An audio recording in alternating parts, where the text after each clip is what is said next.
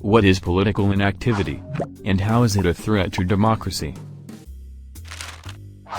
During the Norwegian parliamentary election in 2017, 78% of the Norwegian population voted. During the local elections in 2019, 65% voted. This is not bad, but there is still a lot of room for improvement. We live in the world's greatest democracy and we all have freedom of speech, and the opportunity to vote. So why does not everyone engage in politics? What part of society is not voting, and why?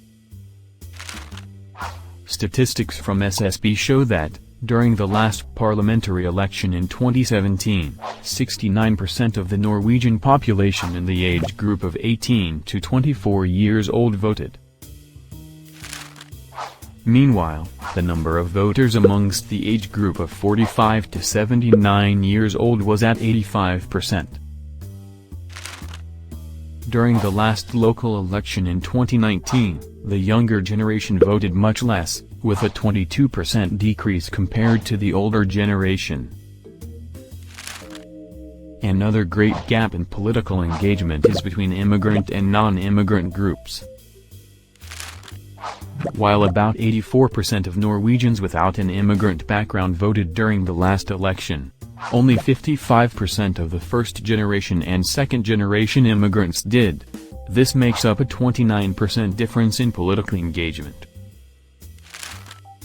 The same statistics from SSB illustrate perhaps the greatest gap in political activity: the gap between citizens with high and low levels of education.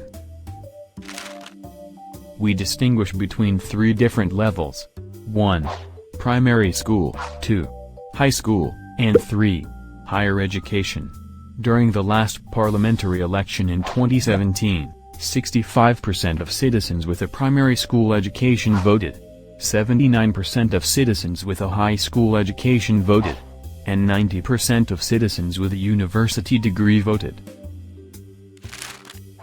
People with low-level education voted an astonishing 35% less than citizens with a higher education. So, political inactivity is when citizens do not engage or participate in politics. The most damaging form of political inactivity is to avoiding to vote.